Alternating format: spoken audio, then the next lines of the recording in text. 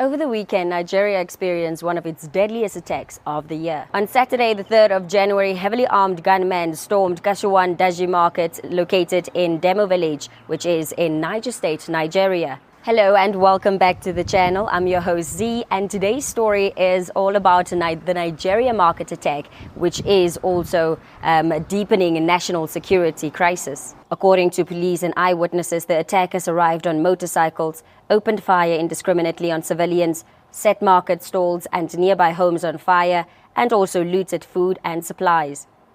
Dozens were killed, with official figures confirming at least 30 deaths, while some local and humanitarian sources estimate the toll may be 40 to 50 or higher. Women and children were among the victims, and several residents were abducted and taken into surrounding forests. Witnesses reported that bodies were still being recovered hours later, and some victims are found with their hands bound, suggesting executions. They tied them up and eventually slaughtered them. They burnt our houses and markets. I can't find my wife and children. They are all 10 in number. I'm sure over 40 children and women are missing from this attack. Authorities say the attackers were bandits, armed criminal networks operating from forest hideouts. These groups are involved in kidnapping, cattle rustling, extortion, and mass killings. While they are not ideologically extremists like Boko Haram, their impact has proven just as deadly.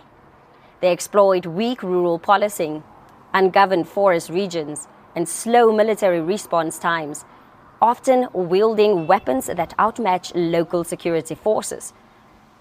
The market attack was part of a broader wave of violence that began days earlier. Communities across Kontagora region, as well as Agwara and Borgu, were attacked, leaving at least 42 people dead in total, and also numerous women and children were kidnapped, with residents reporting little to no security presence during the raids. This violence comes weeks after more than 300 school children and staff were abducted in the same state and held for nearly a month, an incident that drew international attention and exposed serious security gaps. That crisis, however, ended through negotiations rather than decisive military action, and attacks have continued since.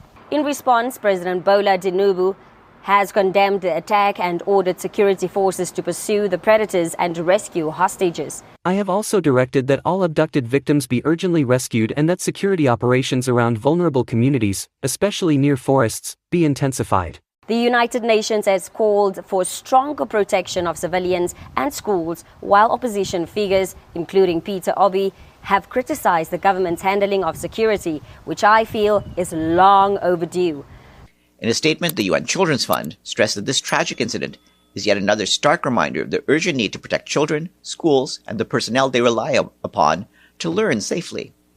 UNICEF underscored that it continues to work with government partners, civil society, and communities to strengthen child protection systems and promote safe, inclusive learning environments across Nigeria. Police say rescue operations are ongoing, but the military has yet to issue a detailed public briefing. Nigeria is Africa's most populous country and a major regional economy.